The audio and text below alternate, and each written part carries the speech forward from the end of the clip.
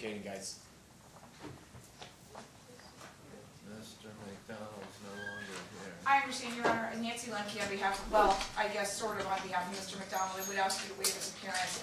I was in the bathroom when Your Honor called the case initially, and it's my understanding that the court has not made it. I assumed when I came back in that the court had made a decision about appointment of She counsel. didn't know anything about the case, nor, I don't know, she didn't know anything about the requirements, whether or not I should appoint on the appeal to the Supreme Court.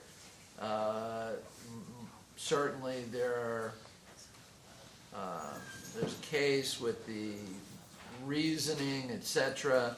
I talked about the fact that he's served his time, he's expired, etc.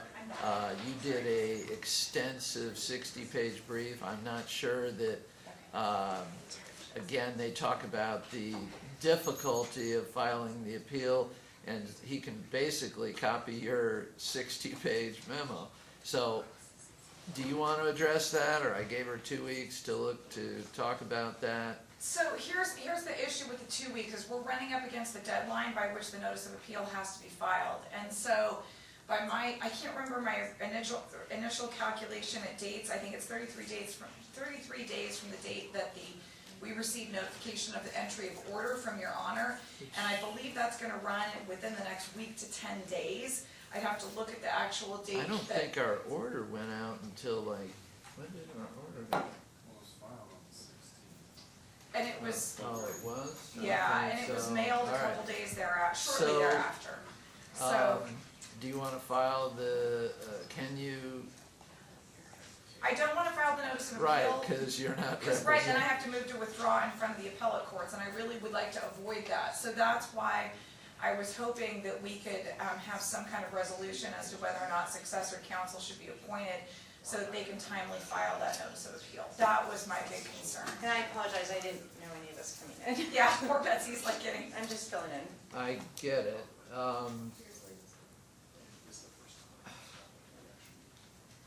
what I would suggest to Your Honor is that given that, I think Your Honor makes some very good points. The nature and severity of the underlying offenses is not the most heinous or egregious in the world, No nor obviously violence, no he's out. anything, yes. But there were numerous relatively complex issues that I think would probably exceed the ability of your average pro se litigant to prosecute on appeal. And so I would suggest, out of an abundance of caution, that Your Honor consider appointing successor counsel for him to let them raise those claims before the appellate courts. Well, you're absolutely right. It wasn't. It wasn't a violent crime. It wasn't the most serious. He's done his 2 years. All the factors, the arguments you raised weren't complex. There were many, and now he has a 60-page brief basically to file in front of the appeals court. I don't know that they're going to have oral argument. I doubt it. And so really all the factors are opposing appointing counsel. Now, I guess if the appeals court feels that these are complex and need to be, then they can certainly do that. But given everything, this is pretty much exactly the type of case they said, well, not everybody and not every case gets appointed counsel. And this certainly, to me, given all of the factors, would not be appropriate. Now, he's no longer here, and we have to get him back and get him or to file the notice. I You can have call him. contact.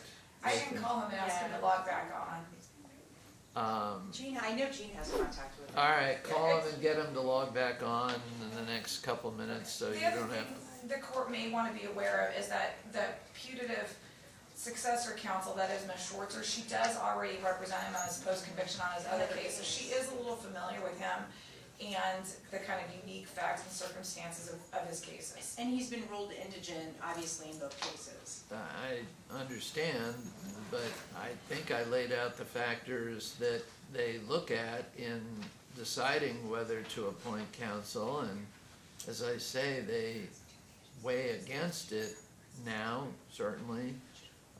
If in fact those were I don't even think I'd call them unusual factors that you raised. There were multiple, but he was here, it's been discussed, the brief is ready to go, basically.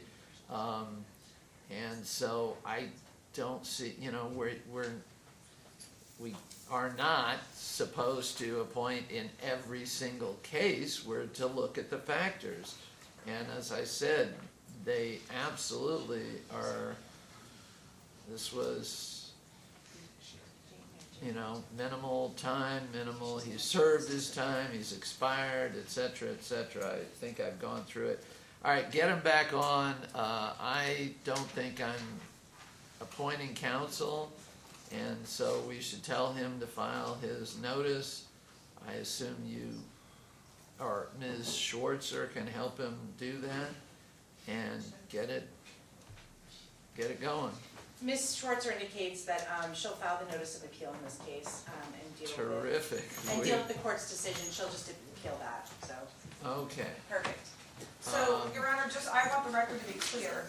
I'm assuming I should have paused a little bit after I stood up. I assume that this is all this has been on the record? Yeah. This is. Yeah, okay, of good. I course. just wanted to make sure. I just want to make sure that I am being withdrawn as counsel. You're being Okay. withdrawn. I think I said that last time. You're being withdrawn, and this was on. I made my decision on that. We submitted a written order. This was on whether or not we should appoint counsel. And as I said, I don't think any of the factors weigh in favor of that. If you want to get Mr. McDonald back on so I can tell him that, we can do that. No, Your Honor, no, I think Ms. Schwartzer can explain it to you. All right, then, thank you. Okay, thank you, Judge. I appreciate you recalling it. Yeah, then I guess we'll vacate the 27th. There's no reason. You're out. Ms. Schwartzer will file the notice, and that's it. Thank you, Your Honor. Hey, 30.